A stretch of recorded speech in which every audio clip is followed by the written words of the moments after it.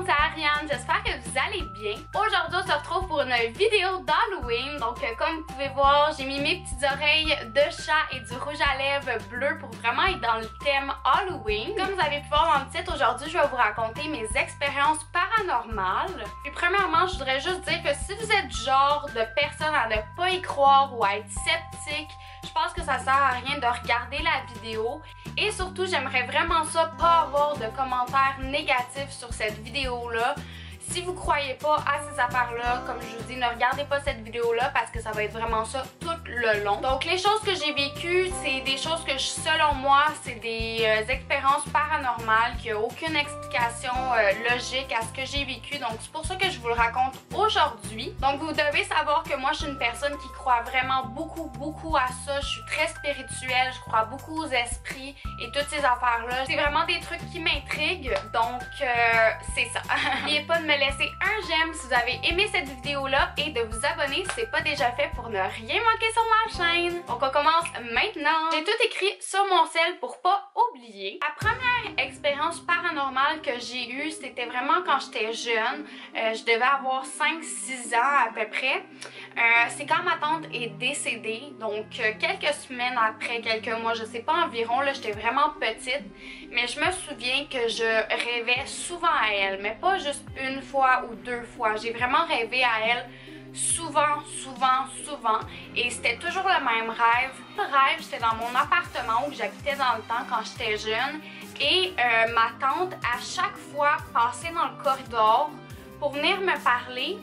Puis je m'approchais d'elle, puis à un moment donné, elle disparaissait carrément. Donc à chaque fois, chaque rêve, c'était la même affaire. J'arrivais pas à lui parler, je voulais aller lui parler, mais elle disparaissait quand j'y allais.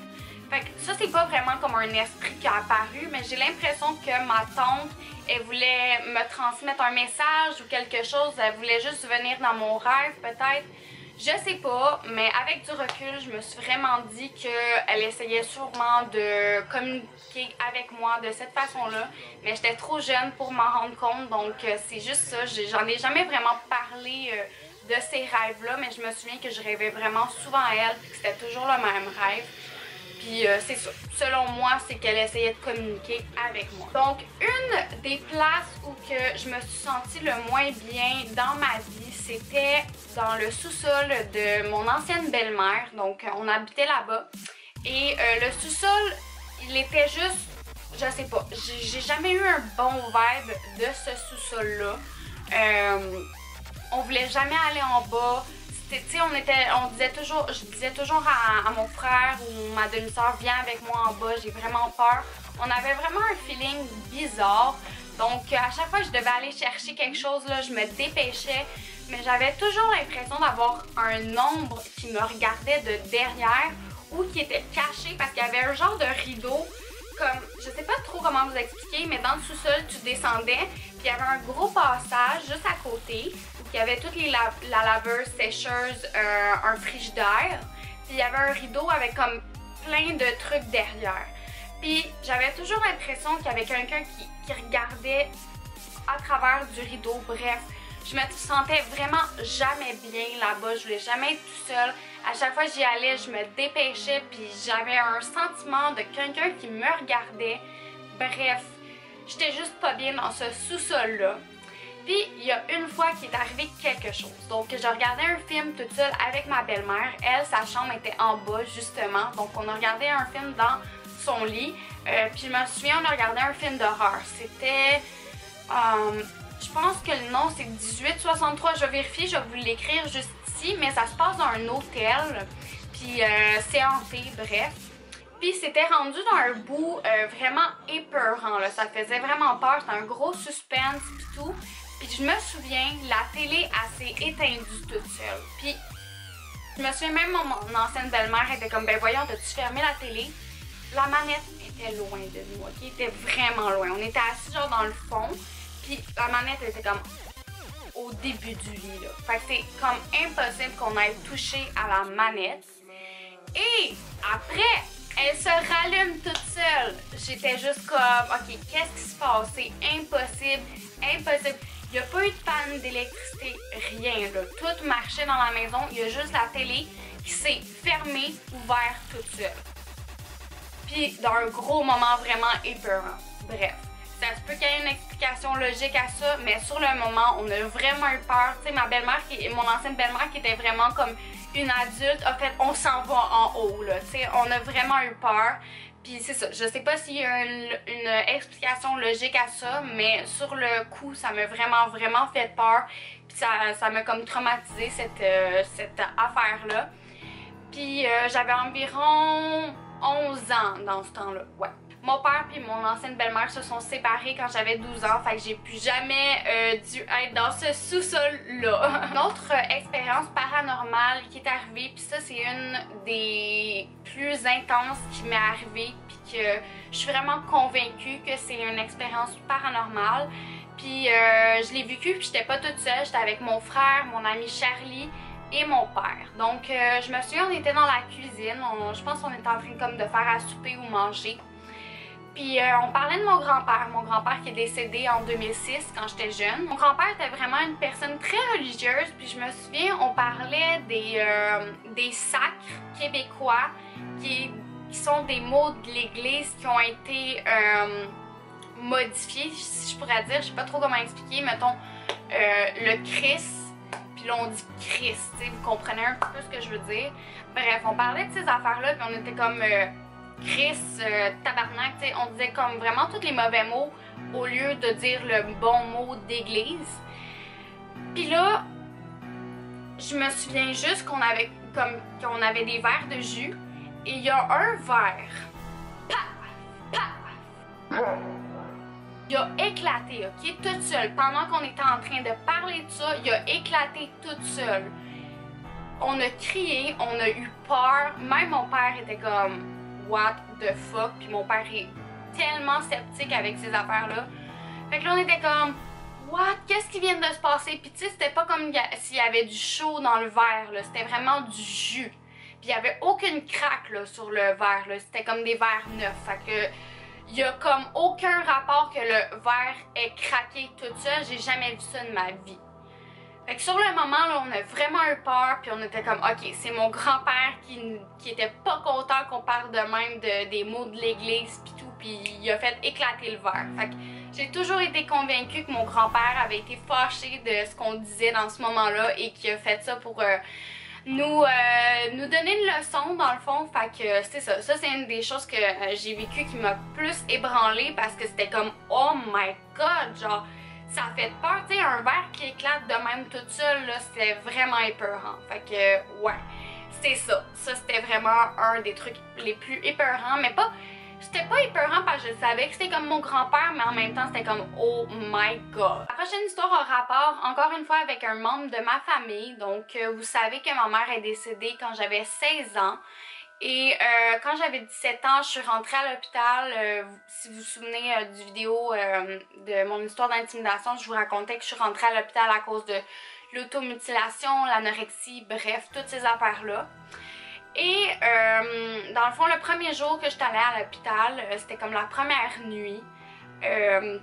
Je me souviens, j'étais toute seule avec mon copain, mon père était reparti chez nous pour aller chercher des affaires puis tout, puis il allait revenir comme à 7 h le matin. Puis mon chum était toute seule avec moi, je pleurais, je voulais vraiment pas qu'il parte, fait qu'il avait décidé de rester avec moi. Puis je me souviens, moi j'arrivais pas à dormir parce que c'était juste comme, j'étais à l'hôpital, je filais pas, c'était un moment dur de ma vie, fait que c'était juste comme l'enfer. Puis c'est le même hôpital où que ma mère est décédée. Donc, c'est l'hôpital Cité de la Santé à Laval. Donc, dans le fond, ce qui s'est passé, c'est qu'il était environ 2-3 heures, l'heure qu'on dit que les esprits sont comme plus là. Puis, j'étais couchée comme ça, fait que j'avais ma face vers le mur et mon chum était assis de l'autre bord. J'essayais de dormir, mais tu sais, j'y arrivais pas. Puis j'étais comme, je pensais beaucoup. Tu sais, quand le hamster il tourne, ben c'est ça qui m'arrivait. Puis j'ai juste senti une main, puis pas juste un frôlement, là, vraiment une main qui m'a fait ça dans le dos, comme ça, là, tu sais, de l'autre bord, pendant 2 secondes. Puis ça s'en vient. Je me retourne, moi qui pense que c'est mon chum, tu sais, qui m'a flatté, tu sais, il pensait que je dormais, il me, tu sais, comme, je sais pas.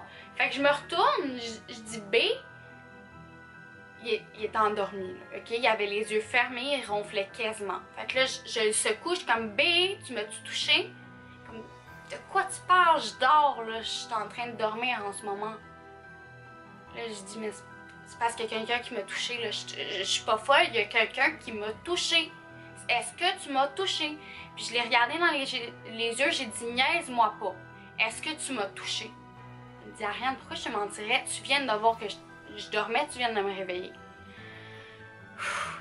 Là, juste d'en parler, là, j'ai les larmes aux yeux. Genre, c'était ma mère, c'était sûr que c'est elle. Genre, c'était sûr.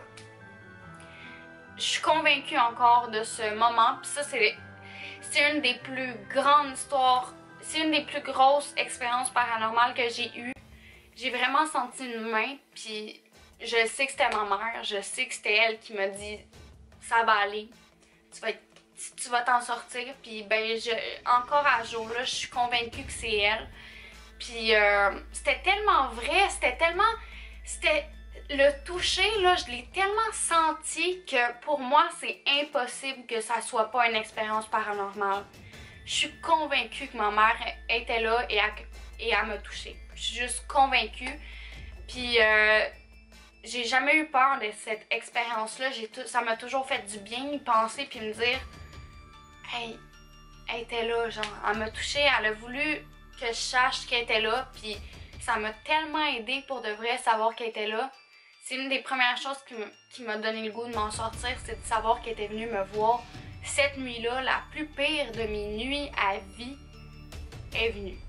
Bref, c'est une histoire genre complètement folle selon moi, puis ça me fait plein de frissons à juste y penser là, pour de vrai, là, comme c'est fou là.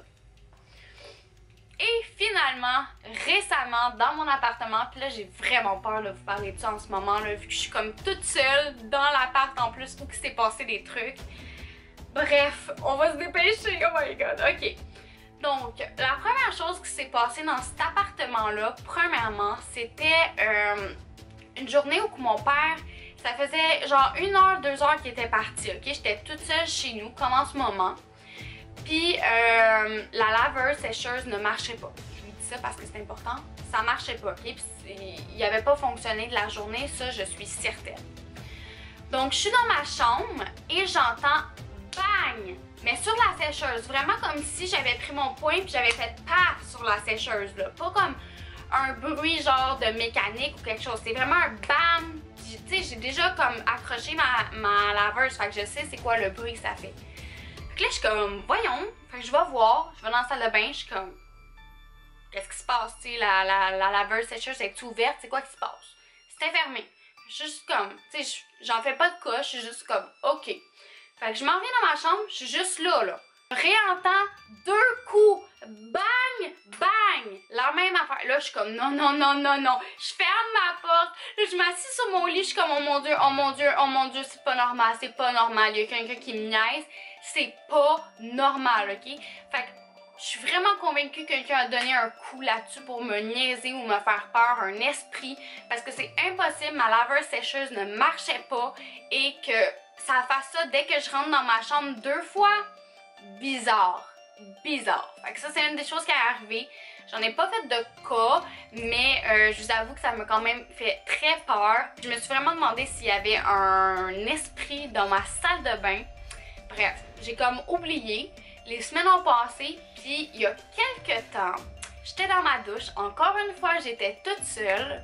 Puis, je vous ai montré là dans mon vlog, mon père a acheté un rideau, ok, de douche transparent. Je sais pas c'est quoi l'idée, là, mais en tout cas.